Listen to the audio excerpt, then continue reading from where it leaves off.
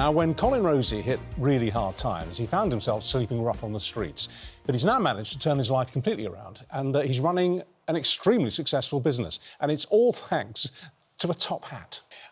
We all, when we go shopping, we go down the high street, we see homeless people, and there is a kind of otherness about people sitting on the pavement, isn't there? And we think, well, that's never going to be me. That could never be me. I wonder what's that like. Yeah. And you are walking, talking evidence that it can happen to anybody. Yeah. Because you would have said before you found yourself on the street, if there's one person that will never be homeless in this town, it's me. Yeah. And then it was you. Absolutely. Yeah. So what happened then? Things went wrong. Yeah. Talk us through how it all... You found yourself on the streets and clawed yourself back. Well, just a business deal went wrong, and I ended up just with what I was wearing. Gosh. And there's two parts to the homelessness. There's the visible and the invisible. Mm-hmm. The visible are the people you see who are asking you for money and generally have an issue. The invisible, you don't see. There are people like me at the time who, when everybody else went home, didn't have a home to go to and would walk. And I would walk around Kensington, Chelsea, Mayfair, posher benches, better benches than that part of town, it's quieter.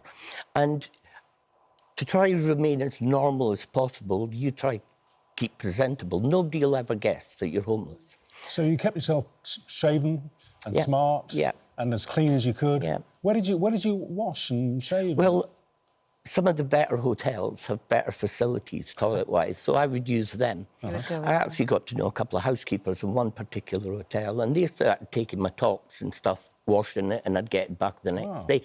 So it would keep me as presentable as possible. Mm-hmm. But the challenge was turning things around. So you kept your top hat, as you said, you were left in the clothes you were wearing. What a symbol, though, of how much, you know, you sort of treasured that from your past and wanted to get back to it. Because at one point it was your pillow, wasn't it? Yeah, and it was the one thing at night at 2 o'clock in the morning on a side street. Bearing in mind at the time I was all dressed in black, it kind of protected me because people would cross the street if they saw me coming down the street. And during the day, I could go to museums, libraries and that without looking at a place. Did you beg? No. Never. Why did you decide not to do that? Because I knew there'd be a way to get out of the situation, but it wouldn't require begging.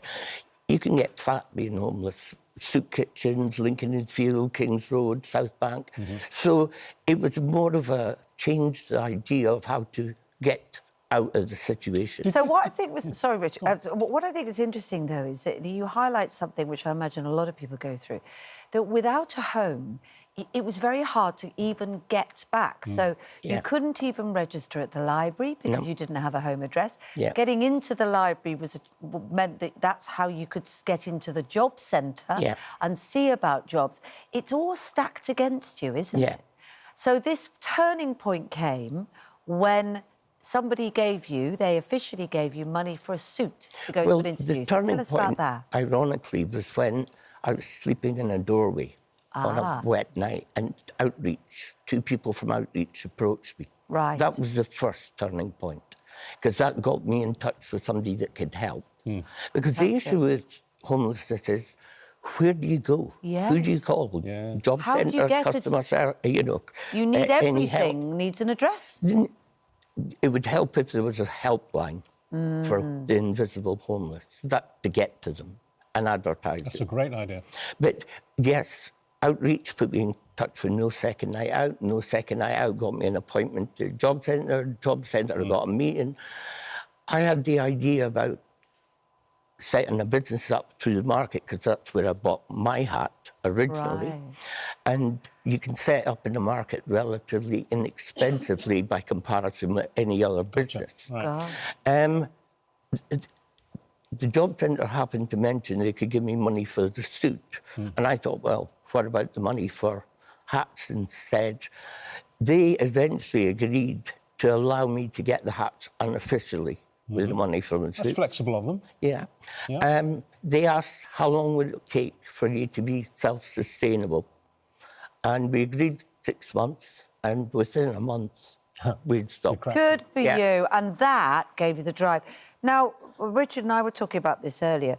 What is your advice? Because people want to do well. People want to be that hand that gave you the leg up that you needed. When you walk past somebody, do you give who's obviously visibly homeless? Do you give them money? No. Is that helpful? Why do you say that? If they're asking for money, in 99 times out of 100, it's feeding a habit. And giving them the money is keeping them in that situation. Drugs or alcohol or both? Yeah. Yeah. If you can support crisis, shelter, outreach with that money, they can approach the people. I see. Now, the people who are asking for money, what would really help them is a realistic plan to help them with whatever their issue is over a period of time. Very interesting. Too many of the charities put conditions before you even start working with them. That turns those people away from that help. Well, that's very, So it very needs wise. more open arms, but not necessarily handing over the over a cash. period of time. Well, great you're to an meet you. inspiration. Thank you. And congratulations on turning it Thank all you. around. It's an inspiration, it really is. Thank you very much. Great to talk to you, Colin.